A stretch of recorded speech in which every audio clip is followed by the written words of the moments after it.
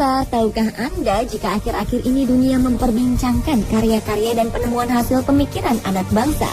Tentunya hal ini membuat masyarakat begitu bangga menjadi bagian dari Indonesia. Jika sebelumnya dalam berbagai buku ilmu pengetahuan sekolah kerap disebutkan penemuan yang dihasilkan oleh Thomas Alva Edison, James Watt, ataupun Isaac Newton, bukan tidak mungkin jika suatu saat nanti nama-nama ilmuwan asal Indonesia akan muncul di berbagai buku pelajaran di dunia. Siapa sajakah ilmuwan Indonesia yang hasil penemuannya sudah diakui oleh dunia? Inilah 7 penemuan ilmuwan Indonesia yang mendunia versi on the spot.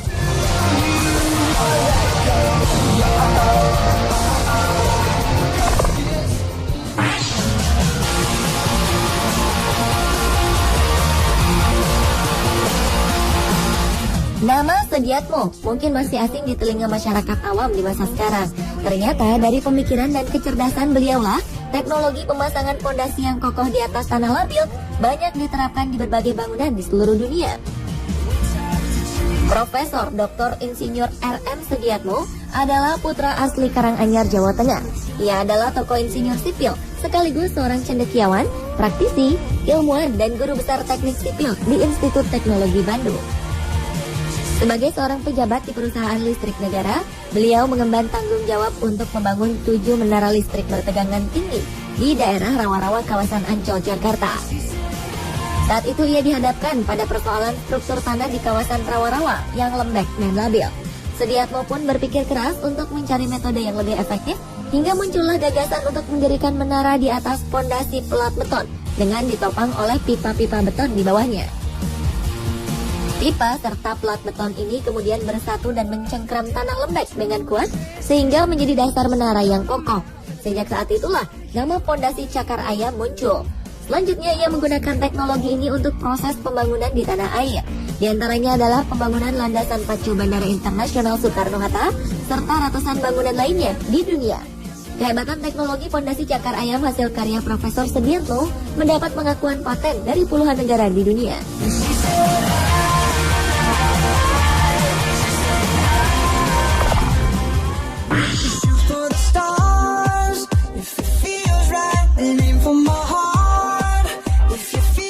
Sekitar 1980-an, Insinyur Cokorda Raka Sukawati menerima tantangan untuk membangun jalan layang di atas padatnya lalu lintas ibu kota Jakarta yang membentang antara Cawang hingga Tanjung Priok. Insinyur asal Bali ini mengajukan gagasan untuk membangun tiang tersebut sejajar dengan jalur di bawahnya. Barulah setelah tiang ini selesai didirikan, lengannya yang berbentuk huruf T akan diputar 90 derajat hingga melintas dan siap digunakan untuk menahan jalan beton di atasnya. Ia kemudian menggunakan sistem hidrolik sehingga lengan beton seberat 480 ton dapat diputar dengan mudah. Dengan efektivitas waktu pembuatan dan minimnya gangguan terhadap arus kehidupan jalan raya di bawahnya, teknologi ini menuai berbagai pujian dari seluruh kalangan pada waktu itu. Presiden Soeharto yang saat itu ikut menyaksikan kemudian memberikan nama Sasro Bahu untuk metode yang diciptakan Cokorda Raka Sukawati ini. Sasro Bahu sendiri merupakan nama salah satu tokoh sisipan dalam cerita Mahabharata. Hasil karya anak bangsa yang membanggakan ini kemudian digunakan untuk berbagai rancangan di dunia. Termasuk diantaranya adalah jembatan Seattle di Amerika Serikat, jalan layang metro Filipina, dan masih banyak lainnya.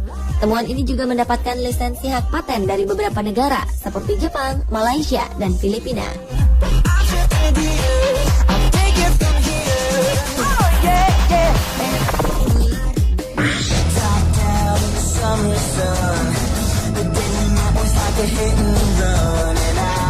Pengguna dan produsen pesawat terbang sama-sama tidak tahu persis sejauh mana bodi pesawat terbang masih andal untuk dioperasikan.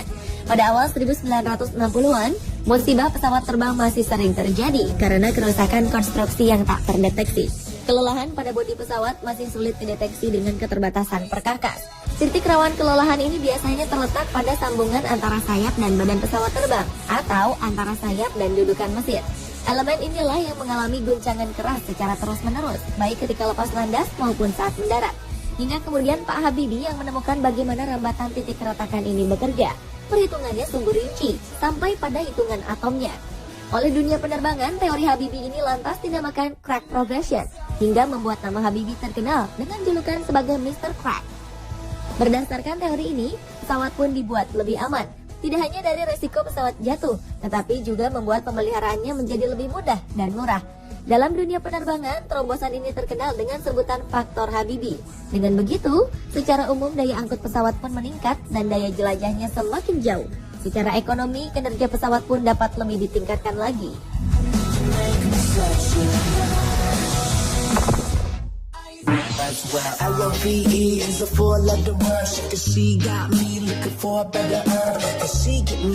Seorang ahli cytogenetics asal Indonesia, Dr. Jo Hin Cho, menemukan fakta bahwa kromosom manusia berjumlah 46 buah.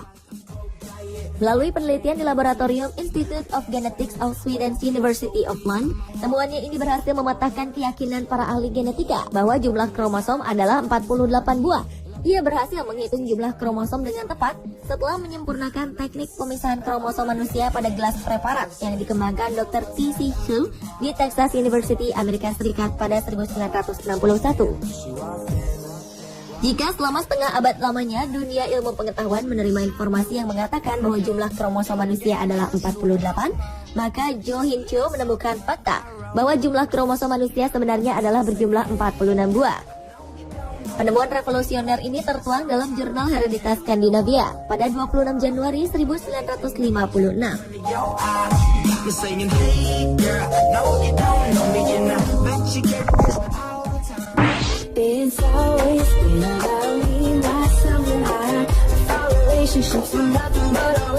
Siapa yang menyangka jika teknologi jaringan 4G ternyata ditemukan oleh orang Indonesia?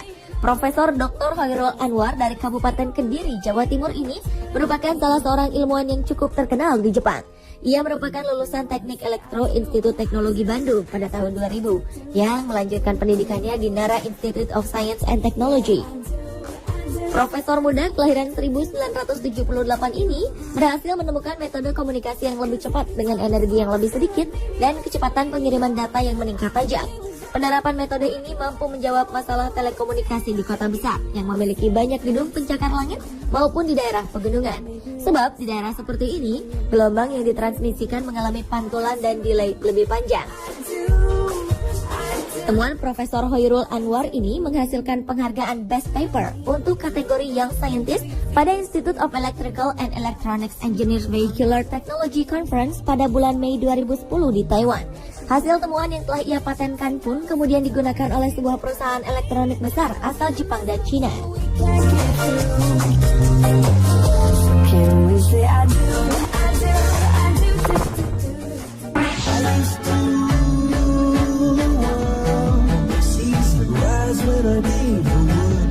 Berawal dari pemikiran bahwa semua bahan bakar yang digunakan untuk kegiatan sehari-hari akan habis, seorang pria asal Madiun berhasil membuat sebuah kompor bertenaga surya pertama di dunia. Penemuan ini terpantik oleh kenyataan bahwa masyarakat pedesaan tempatnya tinggal terlalu bergantung pada kayu sebagai bahan bakar pokoknya. Minto kemudian terdorong untuk dapat menciptakan sebuah kompor berbahan bakar sinar matahari. Ia berhasil memfokuskan energi panas matahari dengan mengarahkan reflektor secara tegak lurus ke arah matahari. Dengan penemuannya ini, ia dapat mendidihkan 1 liter air hanya dalam waktu 5 menit jika menggunakan reflektor berdiameter 190 cm. Penemuannya ini mendapatkan berbagai penghargaan dari beberapa institusi pendidikan di Indonesia, termasuk dari 2 Presiden Republik Indonesia, Soeharto dan Susilo Bambang Yudhoyono.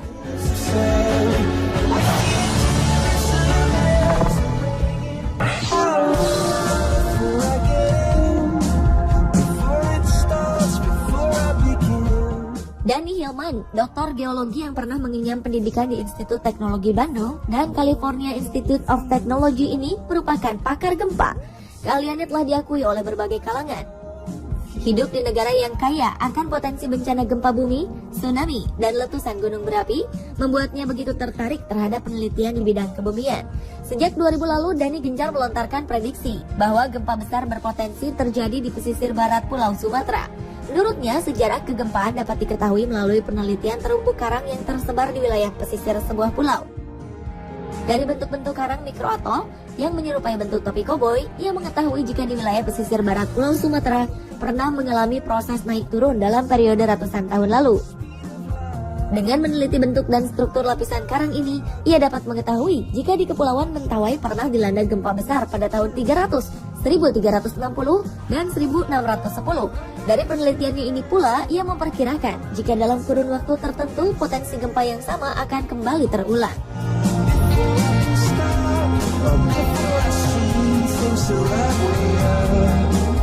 Pemirsa, itulah ketujuh penemuan ilmuwan Indonesia yang mendunia versi On The Spot. Semoga semakin banyak putra-putri bangsa yang berperan besar pada perubahan dunia ke arah yang lebih baik.